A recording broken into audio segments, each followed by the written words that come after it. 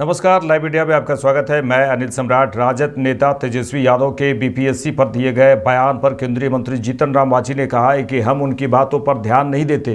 912 परीक्षा केंद्र था और 911 केंद्र में कोई गड़बड़ी नहीं हुई है और पटना केंद्र में जो गड़बड़ी बताई जा रही है वो अभी भी साबित नहीं हुई है। उन्होंने कहा कि अगर मान लिया जाए कि कोई गड़बड़ी हुई है तो जो परीक्षा रद्द हुआ है उसकी दोबारा परीक्षा लेने की तैयारी की जा रही है। एक सेंटर के चलते 911 सेंटर के छात्रों का भविष्य बर्बाद किया जाए, ये कहाँ से उचित है? देखिए, आप लोग तेजस्वी यादव कुछ बोलते हैं उस पर इतना क्यों आगे बढ़ाने के बदले तेजस्वी प्रसाद पॉपुलर बनाना चाहते हैं? तेजस्वी प्रसाद की बातों का हम लोग कभी कोई केयर करते हैं? किसको बी टीम बना देगा, किसको सी टीम बना देगा, उससे क्या मतलब है। रही बात है कि छात्रों का जो आंदोलन है, आप ही लोगों से हम प्रश्न करते हैं। 912 केंद्र था तो 911 केंद्र में कोई गड़बड़ी नहीं हुई। 3 लाख समथिंग लड़के वहां पर अपीयर हुए हैं और पटना केंद्र में वो भी साबित नहीं हुआ कि यहाँ क्या गड़बड़ी है। लेकिन अगर मान लिया जाए कि गड़बड़ी ही है तो रद्द हुआ है कोई के वहाँ का ये परीक्षा, तो रद्द हुआ है तो फिर दूसरा परीक्षा लेने की तैयारी चल रही है। तो एक सेंटर के चलते 911 सेंटर के 3 लाख बच्चों का भविष्य बर्बाद किया जाए, ये कहाँ का उचित है? इसमें अगर कोई आगे बढ़कर के बात करता है तो हम समझते हैं वो राजनीति करता है। प्रशासनिक दृष्टिकोण से भी उचित है। ये 5004 भी हो रहा है, छात्र का आंदोलन है, इनको किसी के दबाव में ऐसा लोग कर रहे हैं। अगर परीक्षा का अवसर नहीं दिया जाता तो एक बात भी थी, परीक्षा का अवसर डेट अनाउंस हो गया, परीक्षा में शामिल हों, पास करें, जाएं। तो इसलिए आपके चलते 5000, 4000 या 10,000 कह रहे हैं, लड़कों के चलते 3-3.5 लाख बच्चों। जन स्वराज पार्टी प्रमुख प्रशांत किशोर ने कहा है कि हर व्यक्ति के बयान पर टिप्पणी करना जरूरी नहीं है। उन पर जब आरोप लगने लगे तो उन्होंने कहा कि हर व्यक्ति के बयान पर टिप्पणी करना जरूरी नहीं है। जब आंदोलन शुरू हुआ तब प्रशांत किशोर नहीं थे, तेजस्वी यादव गए थे, वही इसका नेतृत्व करते। हम अगर नेतृत्व कर रहे हैं तो इसमें कोई दिक्कत नहीं थी। पप्पू यादव गए थे, उन्होंने कहा वे भी नेतृत्व करते। आज उन्होंने कहा कि मैं आह्वान कर रहा हूं कि वही नेतृत्व के पीछे जो है वो हम पीछे चलते हैं। ठीक है, हम पीछे चले जाते हैं, नेतृत्व आप बढ़िए आगे। उन्होंने कहा कि तेजस्वी यादव विपक्ष के नेता है। लाठीचार्ज होने के बाद छात्र संसद में, अस्पताल में या गर्दनी बाग में कभी गए? बच्चों को बचाने के लिए केवल प्रशांत किशोर खड़े थे। उन्होंने कहा कि बच्चों को बचाने के लिए केवल प्रशांत किशोर खड़े थे। हर व्यक्ति के बयान पर टिप्पणी करना जरूरी नहीं है। कुछ फ्रीलांसर हैं जिनका कोई वजूद नहीं है, जिनका वजूद है उड़ के यहाँ, उड़ के वहां, उड़ के यहाँ, उड़ के, जिनका कुछ अपना आधार नहीं है, ना दल, ना विचारधारा, ना प्रयास। जहां कुछ कहीं ट्रबल हुआ उसमें जाकर अपना कुछ मीडिया का बाइट बटोर लिए। मैं फिर से आपको कह रहा हूं, जो भी नेता हैं, जो भी राजनीतिक दल हैं, जन स्वराज भी दल है, हम लोग राजनीति करने के लिए हैं, राजनीति करते रहेंगे। चुनाव है, लड़ाई होगी। जो आपकी शिकवा शिकायत हमसे है, हमसे लड़िए। छात्रों के मुद्दे को लेकर राजनीति करने की जरूरत नहीं है। जब ये आंदोलन शुरू हुआ, प्रशांत किशोर तो नहीं गए थे, तेजस्वी जी गए थे, वही उसका नेतृत्व करते, हमें कोई दिक्कत नहीं है। पप्पू यार, एक मिनट भाई रुको यार, पप्पू जी पहले गए थे, पप्पू जी के ही नेतृत्व में हो जाता, हम तो नहीं रोके थे। आज मैं आह्वान कर रहा हूं वही नेतृत्व ले ले, हम पीछे चलते हैं। हम तो इन 10 बच्चों के पीछे चल रहे हैं, हमको नेतृत्व का कोई इतना चिंता नहीं है। हम तो गांव में पैदल चल रहे हैं 2 साल से। ये लोग तो पटना में बैठे हैं, जिसका नेतृत्व लेना है ले ले। आप ये बताइए, एक मिनट रुकिए। तेजस्वी यादव जी ऑपोजिशन के लीडर हैं, ऑपोजिशन के लीडर हैं।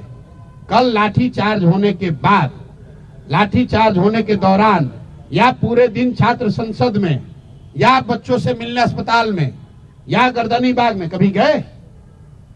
आज तक गए? अगर कोई खड़ा था बच्चों को बचाने के लिए तो प्रशांत किशोर ही खड़े थे। हाँ, ये जरूर है, छात्रों का ये कहना है कि भैया अगर आप एक घंटा और रहते न तो हम लोग को कोई नहीं मारता। ये विश्वास भी छात्रों का प्रशांत किशोर पर ही है। दूसरे पर नहीं है। लेकिन वही बच्चे कह रहे हैं कि आपने मार्च को आगे बढ़ाया और लाठी खिलवा दी, आप पीछे हटे। अरे भाई, हमने पहले कहा है कि मैं कोई उपद्रवी किसी ताकत को मैं मदद करने के लिए नहीं आया हूं। छात्रों का क्या डिमांड है? री एग्जामिनेशन होना चाहिए। छात्रों का डिमांड ये नहीं है कि आप रोज डाक बंगला तक मार्च कीजिए। जब सरकार ये मान गई कल कि हम मुख्य सचिव के स्तर पर वार्ता के लिए तैयार हैं, तो ये मैं अगर नेतृत्व कर रहा था तो मेरा अपना जजमेंट था कि नहीं, अगर मुख्य सचिव बात करने को तैयार हैं तो रास्ता निकालने के लिए पहले हम लोग मुख्य सचिव से बात कर लें। अगर मुख्य सचिव से बात करके बात नहीं बनेगी तो फिर आंदोलन होगा। आंदोलन तो वापस लिया बढ़ेंगे। दिल्ली के मुख्यमंत्री आतिशी ने कहा है कि दिल्ली के अलग अलग हिस्सों से महिलाओं की शिकायत आ रही थी कि डीटीसी की बस अक्सर महिलाओं को देखकर नहीं रोकते हैं। उन्होंने कहा है कि मैं दिल्ली की महिलाओं से कहना चाहती हूं कि वो बसों में अधिक से अधिक यात्रा करें, उसके लिए दिल्ली सरकार प्रतिबद्ध है। हमने दिल्ली सरकार के परिवहन विभाग की ओर से भी यह आदेश निकलवाया है और कड़े निर्देश दिए गए हैं कि अगर कोई भी महिलाओं के लिए बस न रोकता हुआ पाया गया तो उस पर कार्रवाई होगी और ड्राइवर और कंडक्टर को सस्पेंड किया जाएगा। दिल्ली के अलग अलग हिस्सों से महिलाओं की ये शिकायत आ रही थी कि जो डीटीसी की बसेस हैं, जो क्लस्टर की बसेस हैं, अक्सर महिलाओं को देखकर अगर किसी बस स्टॉप पर सिर्फ महिलाएं खड़ी होती हैं तो वो बस नहीं रोकते हैं, बस चला के आगे निकल जाते हैं। दिल्ली के कई हिस्सों से ये शिकायत आई। सबसे पहले तो मैं दिल्ली की महिलाओं को ये आश्वस्त करना चाहती हूं कि वो बसेस में ज्यादा से ज्यादा संख्या में ट्रैवल करें, उसके लिए दिल्ली सरकार प्रतिबद्ध है। यही कारण है कि दिल्ली सरकार ने महिलाओं के लिए बस यात्रा फ्री करी हुई है। क्यों? क्योंकि जब महिलाओं के लिए बस यात्रा फ्री होगी, महिलाएं अपने घर से बाहर निकलेंगी, लड़कियां कॉलेज जाएंगी, महिलाएं अपने घर से दूर भी काम की तलाश कर सकती हैं। और महिलाएं जितनी ज्यादा से ज्यादा संख्या में घरों से बाहर निकलती हैं, किसी भी इकोनॉमी का, किसी भी अर्थव्यवस्था का उससे विकास होता है, इकोनॉमिक ग्रोथ होता है।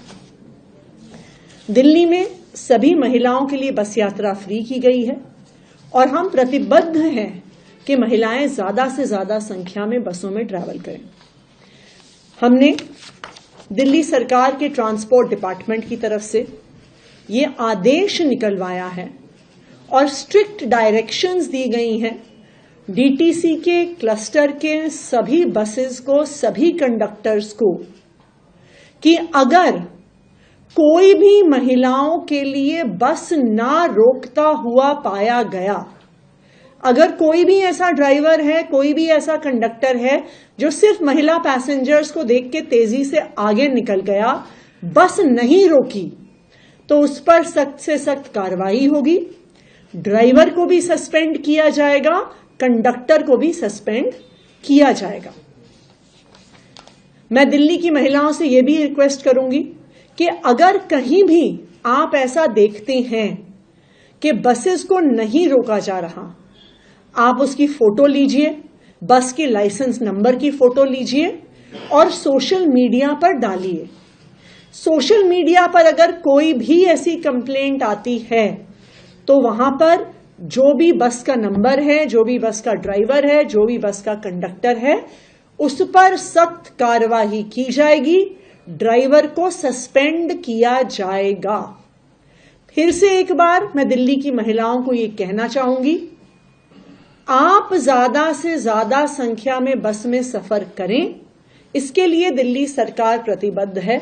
और कोई भी ड्राइवर, कोई भी कंडक्टर अगर आपके लिए बस नहीं रोकेगा तो उस ड्राइवर, उस कंडक्टर पर।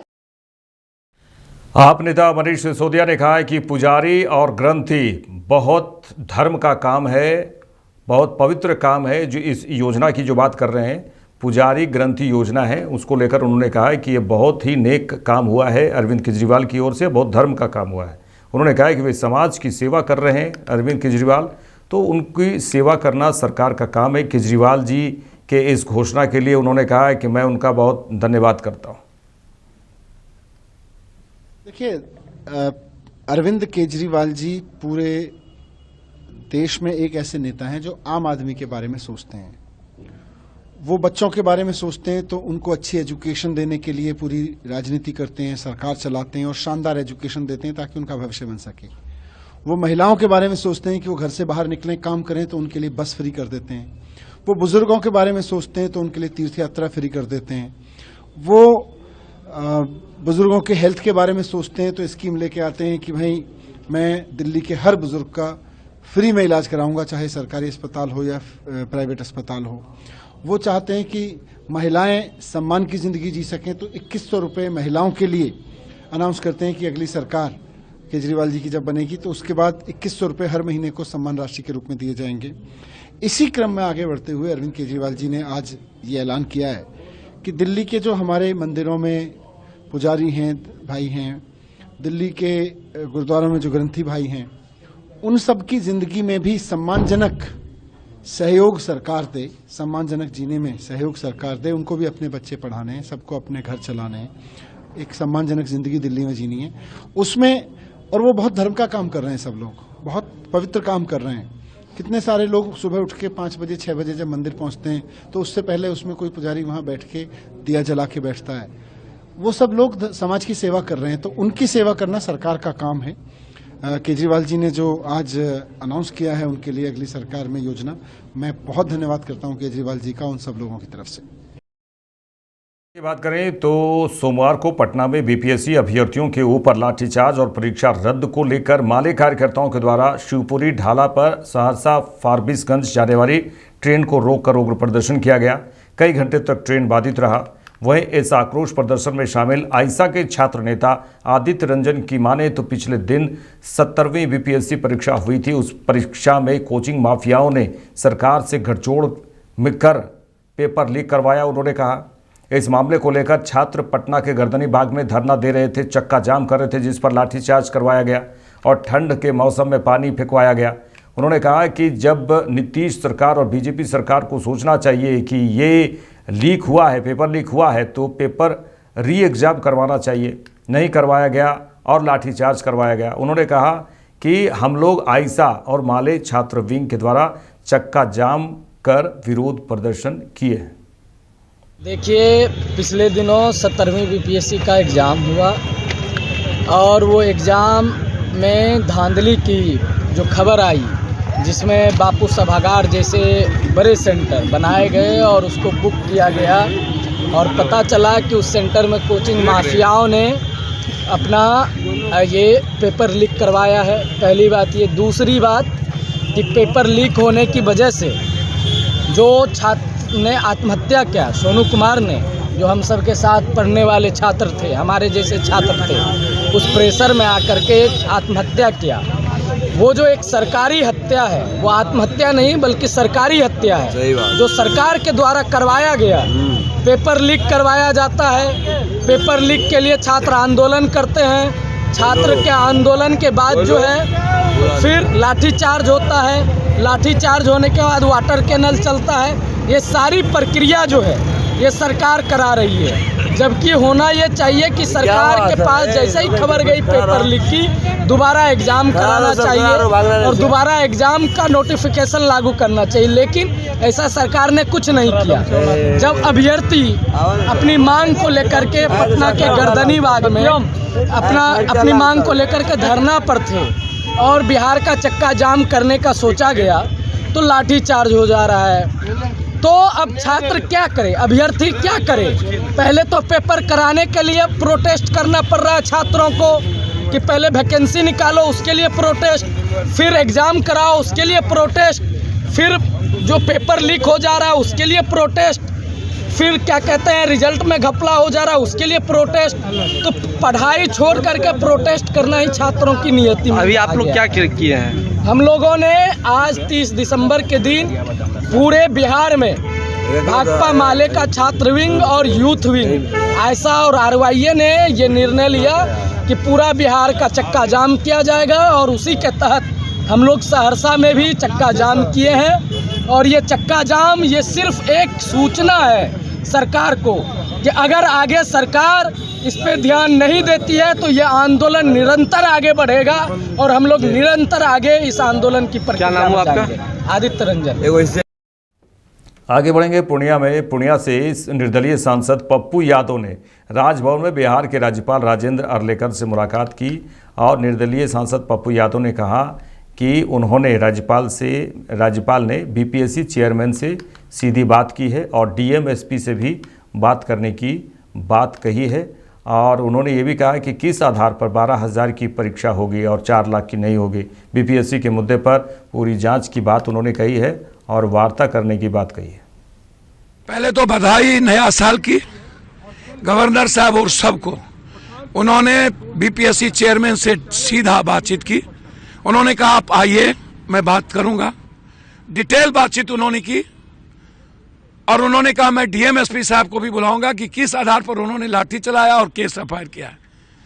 तीसरी बात उन्होंने कही कि मैं मुख्यमंत्री जी से पर्सनली बात करूंगा। चौथी बात उन्होंने कही कि किस आधार पर 12,000 का एग्जाम होगा और 4 लाख का नहीं होगा। एक पूर्णिया हाईकोर्ट बेंच, जो अन स्टेट में 3 बेंच है, 2 बेंच है, यहां एक ही बेंच है।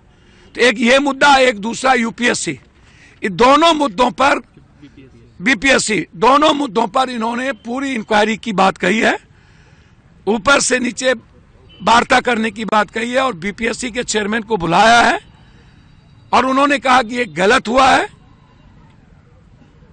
बीपीएससी के चेयरमैन ने कहा कि कोई डेलीगेट आ रहा है। मैंने कहा कौन डेलीगेट, ये कौन फिर फ्रॉड की ओर आ रहा है? इतना बड़ा गुंडा मैंने दुनिया में नहीं देखा। मसल पावर, ये एक तो इस आंदोलन को बेच दिया पैसा लेकर के, इन्होंने भी पैसा लेके बेचा, बच्चों का इस्तेमाल कर लिया और रात में 3 बजे जाकर के गुंडागर्दी बच्चों के साथ किया, गाली गलौज की। कहता है तुमको तो कंबल दिए, तुम्हारी औकात क्या है? तुम कौन है नेताजी? साले तुम कौन है नया नेता? इसको 4 दिन नेतागिरी करने नहीं हुआ है। ये हमारे बच्चों को नेता कह रहा है। इनको पता ही नहीं बांग्लादेश का हस्त्र छात्रों ने क्या किया। इसी भारत में छात्रों की भूमिका आजाद क्या थी? दुनिया में छात्र जब उबलता है तो दुनिया खत्म हो जाती है। यह सत्याग्रह है छात्रों का, कोई रोक नहीं सकता। चलिए आगे बढ़ेंगे। आपके राष्ट्रीय संयोजक अरविंद केजरीवाल ने कहा है कि आज मैं जो योजना का ऐलान करने जा रहा हूं, उस योजना का नाम पुजारी ग्रंथी सम्मान योजना है। इसके तहत मंदिरों के पुजारियों और गुरुद्वारे के ग्रंथियों को हर महीने सम्मान राशि दी जाएगी और ये सम्मान राशि का प्रावधान किया गया है। उन्हें लगभग 18,000 रुपये प्रति माह सम्मान राशि दिया जाएगा। इस योजना का नाम है पुजारी ग्रंथी सम्मान योजना। इस योजना के तहत मंदिरों में भगवान की पूजा करने वाले लोगों को पूजा करवाने वाले पुजारियों को और गुरुद्वारे में ग्रंथियों को हर महीने सम्मान राशि देने का प्रावधान है। हम जानते हैं कि किस तरह से एक पुजारी हमारे सुख दुख सब में काम आता है। हमारे घर में शादी हो, बच्चे का बर्थडे हो, कोई भी खुशी का मौका हो या कोई मौत हो जाए या कोई गम का मौका हो, हर वक्त पुजारी हमारे साथ होता है, हमारे को उसमें अपना कंट्रीब्यूशन करता है, भगवान की पूजा कराता है हमें। ये वो तबका है जिसने सदियों से हमारी परंपराओं, हमारे रीति रिवाजों, इसको पीढ़ी दर पीढ़ी, एक तरह से जो गुरु शिष्य परंपरा पीढ़ी दर पीढ़ी इसने आगे बढ़ाया है, हमारी संस्कारों को, हमारी रीति रिवाजों को, हमारे परंपराओं को। लेकिन इसने कभी भी अपने परिवार की तरफ ध्यान नहीं दिया और कभी भी हम लोगों ने इनकी तरफ ध्यान नहीं दिया। हम मंदिर जाते हैं, पूजा करते हैं, लेकिन कभी भी इनकी तरफ हमने ध्यान नहीं दिया। आज इस योजना के जरिए हम इसे मैं वेतन या तनख्वाह नहीं कहूँगा, एक तरह से इनका सम्मान करने के लिए इसकी घोषणा कर रहे हैं कि लगभग 18,000 रुपये महीना इनको सम्मान राशि दी जाएगी हमारी सरकार बनने पर।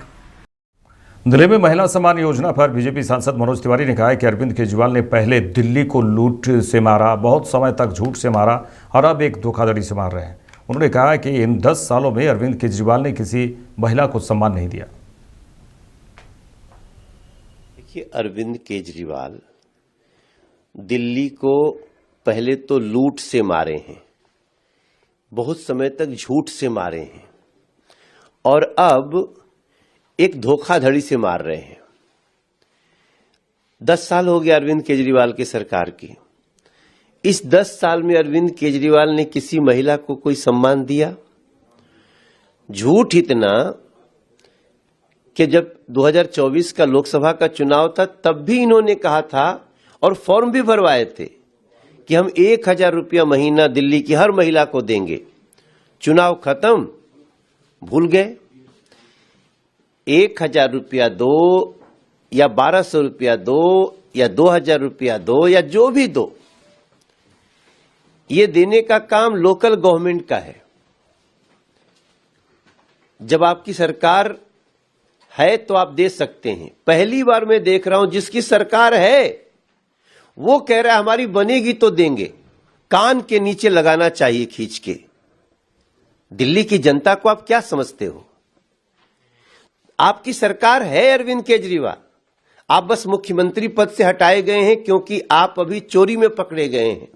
शराब घोटाला में सुप्रीम कोर्ट ने आपको मुख्यमंत्री ऑफिस जाने और मुख्यमंत्री की फाइल साइन करने के लिए मना किया है और आप दिल्ली की जनता से धोखाधड़ी का फॉर्म भरवा रहे हैं कि हम आपको 2100 रुपया देंगे। और जब डिपार्टमेंट को पूछा जा रहा है कि योजना क्या है, वेबसाइट किधर है, बोले नहीं कोई योजना ही नहीं है। डिपार्टमेंट एडवर्टीजमेंट निकाल के कह रहा है। एनआई के पास भी एडवर्टीजमेंट है। तो ये धोखाधड़ी क्यों? अगर अरविंद केजरीवाल 3 बार मुख्यमंत्री पद पे बैठने के बाद भी दिल्ली की जनता को धोखा देना चाहता है तो मैं समझता हूं कि हमें इस अधिकार है कि ऐसे व्यक्तियों पे एफआईआर हो, इनकी धोखाधड़ी की जांच हो और थैंक गॉड अभी इसकी जांच शुरू हो। नई दिल्ली विधानसभा क्षेत्र से कांग्रेस उम्मीदवार संदीप दीक्षित ने कहा है कि उन्हें एक साधारण सवाल का जवाब देना चाहिए अरविंद केजरीवाल को। ये सब अब क्यों लागू हो रहे हैं? उन्होंने कहा कि यह पहले क्यों नहीं किया गया। चुनावी घोषणाएं देखो साहब, सरकार से तो जवाब ये पड़ना चाहिए कि अगर आप सरकार में हो तो ये पहले क्यों नहीं किया, आज क्यों कर रहे हैं भाई? खासकर आप चलो कोई नई परियोजना की बात करो तो होता है कि हमने जैसे 100 सड़कें बनाई, अब हम 50 और बनाएंगे। हमने 100 स्कूल बनाए, अब हम 20 और बनाएंगे। हमने 10 अस्पताल बनाए, अब हम 5 और बनाएंगे। ठीक है, लेकिन जो राहत के काम हैं या जो इसके काम है वो अभी तक क्यों नहीं किए? आप पिछले 5 साल से सरकार में हो। पहले तो आप जब जेल चले गए और वहां बैठ गए आप और आपने 1-1.5 साल काम नहीं किया तो ये तो इनकी जिम्मेवारी है। उस समय इस्तीफा क्यों नहीं दिया? उस समय काम क्यों नहीं किया? और उसके बाद सुप्रीम कोर्ट ने जब इन पर इनको बेल दी और कहा कि बेल तो आप ले सकते हो लेकिन आप मुख्यमंत्री बनके कोई भी काम नहीं कर सकते हो, और ये जानते थे कि आप मुख्यमंत्री रहेंगे तो एक तरीके से बिल्कुल पंगु मुख्यमंत्री बन जाएंगे, तो इस्तीफा देकर इन्होंने आतिशी जी को बना दिया। इनसे तो मैं ये भी पूछना चाहता हूं कि आप अगर इसके बाद, क्योंकि आप कह रहे हो ना फिर लाएंगे केजरीवाल, इनका लाएंगे मतलब मुख्यमंत्री बनाएंगे।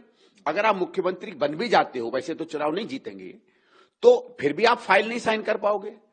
जो स्कीमों का आप वायदा कर रहे हो ये आप नहीं ला पाओगे। बतौर मुख्यमंत्री ये 1 रुपया भी नहीं बांट पाएंगे किसी को। जिस तरह सुप्रीम कोर्ट ने कहा कि आप फाइल नहीं साइन कर सकते, आप सरकार की मीटिंग में नहीं जा सकते, तो या तो केजरीवाल इस बात को कहें कि मैं मुख्यमंत्री नहीं रहूंगा, जो और आम आदमी पार्टी का होगा अगर बनेगा तो वो करेगा, या तो इस बात को स्पष्ट करें, क्योंकि अगर आप मुख्यमंत्री बनोगे तो आप एक मेरे साथ इस बुलेटिन में इतना ही। देश दुनिया के तमाम खबरों के लिए देखते रहिए लाइव इंडिया। नमस्कार।